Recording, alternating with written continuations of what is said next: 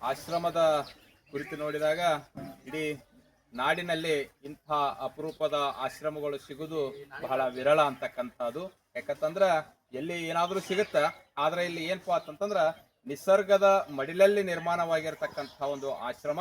ಅದಕ್ಕೆ ಎಲ್ಲೆಲ್ಲೋ ಹೋಗಿ ನಾವು ಘಾಟುಗಳಾಗಿರ್ಬೋದು ನಿಸರ್ಗದಲ್ಲಿ ಹುಡುಕಾಡ್ಕೊಂಡು ಹೋಗ್ತೀವೋ, ಆದ್ರ ಈ ಒಂದು ಉತ್ತರ ಕರ್ನಾಟಕ ಭಾಗದಲ್ಲಿ, ಅದರಾಗ ವಿಶೇಷವಾಗಿ ಹೈದರಾಬಾದ್ ಕರ್ನಾಟಕ ಅಂತ ಕರಿತೀವಿ ನಾವು, ಈ ಭಾಗದಲ್ಲಿ ಈ ಒಂದು ನಿಸರ್ಗದಿಂದ ಕೂಡಿರ್ತಕ್ಕಂಥ ಮಠಮಾನ್ಯಗಳು ಸಿಗೋದು ಬಹಳ ವಿರಳ. ಇದಕ್ಕೆ ನಾವು ಏನಂತ ಕರಿತೀವಿ ಅಂದ್ರೆ ಸಸ್ಯ ಕಾಶಿ ಅಂತಂದ್ರ ತಪ್ಪಾಗ್ಲಿಕ್ಕಿಲ್ಲ.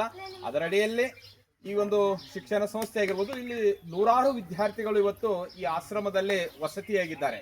ಅಂದ್ರೆ ಅವರಿಗೆ ಆಹಾರ ಪದಾರ್ಥಗಳನ್ನ ನೋಡಿದಾಗ ಬೇರೆ ಬೇರೆ ಕಡೆಯಿಂದ ಇವತ್ತು ಕೆಮಿಕಲ್ಗಳನ್ನ ಬಳಕೆ ಮಾಡ್ತಾರೋ, ಆದ್ರ ಇಲ್ಲಿ ಆಹಾರ ಪದಾರ್ಥ ಹೆಂಗೈತಪ್ಪ ಅಂತಂದ್ರೆ ರಾಸಾಯನಿಕ ಮುಕ್ತವಾಗಿರತಕ್ಕಂಥ ಆಹಾರ ಪದಾರ್ಥಗಳನ್ನ ಬಳಕೆ ಮಾಡ್ತಕ್ಕಂಥ. ಉದಾಹರಣೆಗಾಗಿ ಇಲ್ಲೇ ಸ್ವತಃವಾಗಿ ಇದು ನ್ಯಾಚುರಲ್ ಆಗಿರ್ತಕ್ಕಂಥ ಸಾವಯವ ಗೊಬ್ಬರಗಳನ್ನ ಬಳಸಿಕೊಂಡು ಬೆಳೀತಕ್ಕಂಥ ಬೆಳೆ, ಜೋಳ ಆಗಿರ್ಬೋದು, ಗೋಧಿ, ಕಡಲೆ ಆಗಿರ್ಬೋದು, ಆಮೇಲೆ ಬಿಳಿ ಕುಸುಬೆ ಆಗಿರ್ಬೋದು, ಈ ರೀತಿಯಾಗಿರ್ತಕ್ಕಂತಹ ಬೆಳೆಗಳು ಇವೆಲ್ಲವೂ ತಯಾರಾಗ್ತಕ್ಕಂಥದ್ದು ಅಂದ್ರೆ ಈ ಆಶ್ರಮದ ಭೂಮಿ ಏನಿದೆಯೋ ಈ ಭೂಮಿಯ ಮಡಿಲಲ್ಲಿನೇ ಉತ್ಪಾದನೆ ಆಗ್ತಕ್ಕಂಥ ಆಹಾರಗಳು.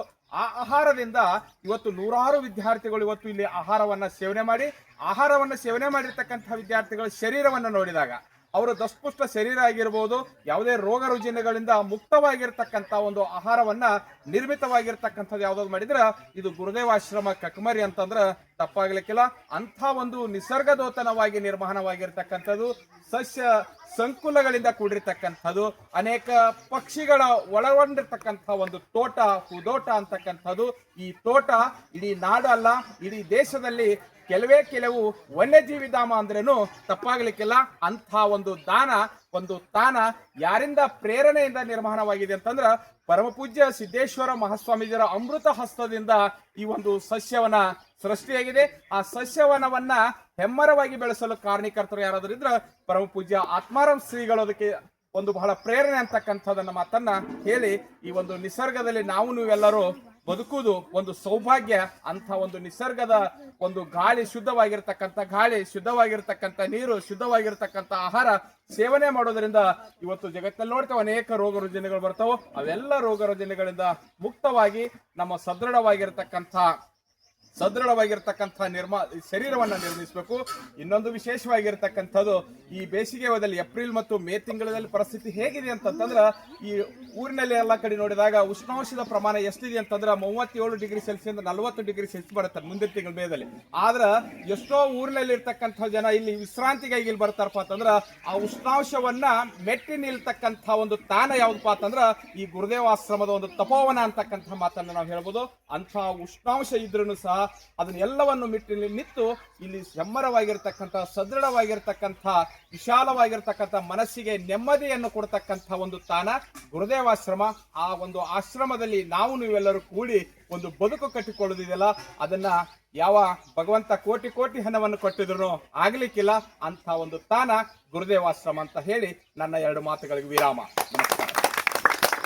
ನೇಚರ್ ನಾವು ನೋಡೋಕಂದ್ರೆ ಇದು ಒಂದು ಅದ್ಭುತವಾದ ಪ್ಲೇಸ್ ಆಗ್ತದೆ. ಧಾರವಾಡ ಜಿಲ್ಲೆಯನ್ನು ಬಿಟ್ಟು ನಾವು ಇಲ್ಲಿ ಬಂದೀವಿ ಅಂದ್ರೆ ಅಭ್ಯಾಸಕ್ಕಾಗಿ ಇಲ್ಲಿ ಬೇಸಿಗೆ ಶಿಬಿರ ಐತಿ. ಇಲ್ಲಿ ಶಿಕ್ಷಣವಲ್ಲದೆ ನಾವು ಗೋಶಾಲೆಯನ್ನು ನೋಡ್ತೇವೆ, ನಿಸರ್ಗವನ್ನು ನೋಡ್ತೇವೆ, ಮತ್ತು ನಮ್ಮ ಶಿಕ್ಷಣದ ಜೊತೆ ಸಂಸ್ಕಾರವನ್ನು ಕಳ್ಕೊತೀವಿ, ಆಧ್ಯಾತ್ಮವಾಗಿ ನಾವು ಚೇಂಜ್ ಆಗ್ತೀವಿ.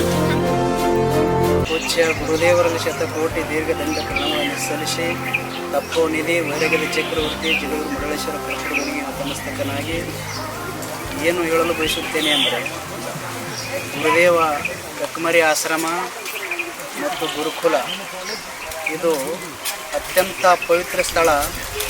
ಪರಮ ಪೂಜ್ಯ ಸಿದ್ದೇಶ್ವರ ಸ್ವಾಮೀಜಿಯವರು ಸುಮಾರು 11 ಬಾರಿ ಇಲ್ಲಿ ಆಗಮನ ಮಾಡಿ ತಿಂಗಳ ನಿಂತು ಇದು ಅನ್ನೋರಿಗೆ ಮತ್ತೆ ಅವರು ಧ್ವನಿ ಪುನರುತ್ಥಾನ ಕೊಟ್ಟಂಥ ಸ್ಥಳ ಯಾವುದು ಅಂದರೆ ಗುರುದೇವ ಆಶ್ರಮ ಕಕ್ಮರಿ. ಯಾಕೆ ಅಂದರೆ ಇಲ್ಲಿ 85 ವೆರೈಟಿ ಸಸ್ಯಗಳನ್ನು ನಡೆಸಲಾಗಿದೆ. ಸುಮಾರು 13 ಎಕರೆ ನೆಲದಲ್ಲಿ 4600 ಗಿಡಗಳನ್ನು ಹಚ್ಚಿ ಈಗೆಲ್ಲ ಬೃಹತ್ ವೃಕ್ಷಗಳನ್ನಾಗಿವೆ. ಇಲ್ಲಿ ಟೆಂಪ್ರೇಚರ್ ಎಷ್ಟಿರ್ತದೆ ಅಂದರೆ ಕಕ್ಮರಿಯಲ್ಲಿ 36 ಇತ್ತು ಅಂದರೆ ಇಲ್ಲಿ 30-31 ಟೆಂಪ್ರೇಚರ್ ಇರ್ತದೆ. ಅಂಥ ನಿಸರ್ಗದ ಕೊಡುಗೆ ಬಹಳ ಮಹತ್ವದ್ದು. ಇಲ್ಲಿ ಬೇಸಿಗೆ ರಜೆಯಲ್ಲಿ ಮಕ್ಕಳು ಸುಮಾರು 200 ಮಕ್ಕಳು ಬೇಸಿಗೆ ರಜೆಯಲ್ಲಿ ಶಿಬಿರನ್ನು ಈಗಾಗಲೇ ಬಂದಿದ್ದಾರೆ.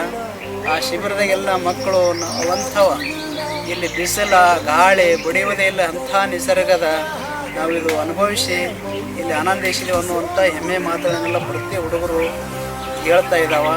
ಅದರಿಂದ ಅಷ್ಟೇ ಅಲ್ಲ, ಇಲ್ಲಿ ಇರುವಂಥ ಮಕ್ಕಳಿಗೆ ಆರ್ಗ್ಯಾನಿಕ್ ಆಹಾರ ಎಲ್ಲವೂ ಆರ್ಗ್ಯಾನಿಕ್ ಬೆಳುವಂಥ ಇಲ್ಲೇ ಆಶ್ರಮದಲ್ಲೇ ತರಕಾರಿ ಆಗಿರ್ಬೋದು, ಧಾನ್ಯ ಆಗಿರ್ಬೋದು, ಎಲ್ಲವೂ ಇಲ್ಲೇ ನಾವು ಬೆಳೆದು ಅದನ್ನೇ ಮಕ್ಕಳಿಗೆ ಪ್ರಸಾದನ್ನು ಕೊಡ್ತೇವೆ. ಇಂಥ ಆಶ್ರಮ ಯಾವುದು ಅಂದರೆ ಇದು ಗುರುದೇವ ಆಶ್ರಮ.